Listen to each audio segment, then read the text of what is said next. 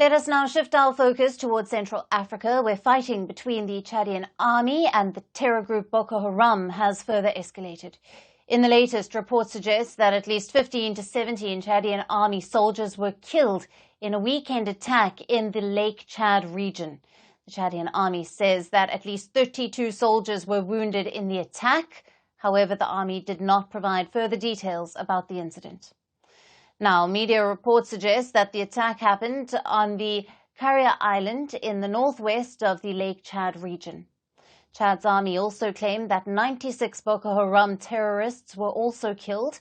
Speaking on national television, the army spokesperson, General Isaac Achik, has also said that the army had wounded 11 terrorists and had seized several arms and equipment.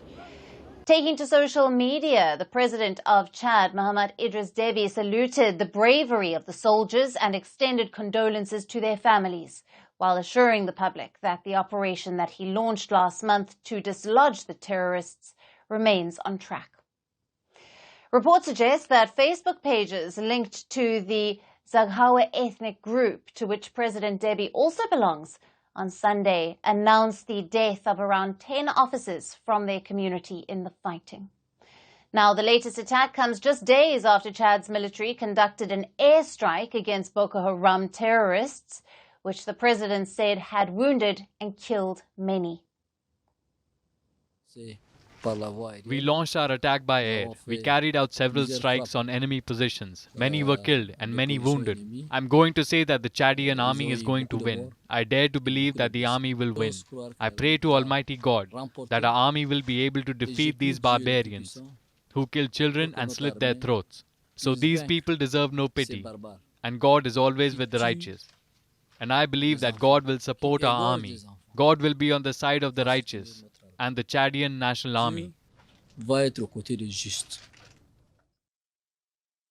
airstrikes were a major push in the counter-terrorism operations after President Deby warned that he would withdraw the Central African country from a multinational security force, which also includes neighboring Nigeria, Niger, Cameroon and Benin, and was tasked with tackling insurgent groups in the region. Earlier in the month, a statement that he said had the force called Multinational Joint Task Force, or the MNJTF, had failed in its task due to the lack of joint effort and unity against the common enemy. Whenever there are problems in these neighboring countries, we deploy our soldiers. We deploy our children to go and support them. But when our country, Chad, is hit by the enemy, there is no support. Why do we always have to sacrifice our children for others and get no support in return? We had our children. They are dying there. And the enemy we are striking in neighboring countries is coming back to Lake Chad. So I have decided, in my soul and conscience, and as President of the Republic, I am first and foremost responsible for the security of Chad and the Chadian people. Now, Chad's incremental fight against Boko Haram has intensified since late October, when an attack by Boko Haram terrorists killed at least 40 Chadian soldiers. The country had vowed to avenge the deaths of the soldiers who lost their lives in the Lake Chad region. To contextualize, the Central African country has for a long time suffered from insurgency in its western territories, especially the Lake Chad region.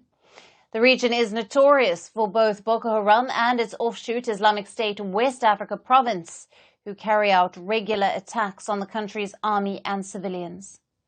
To tackle Boko Haram terrorists who have spread from Nigeria to other neighboring countries, Chad has also urged the international community to step up its counter-terrorism support. But with the casualties increasing day by day from Boko Haram attacks, how will Chad restore peace in the region?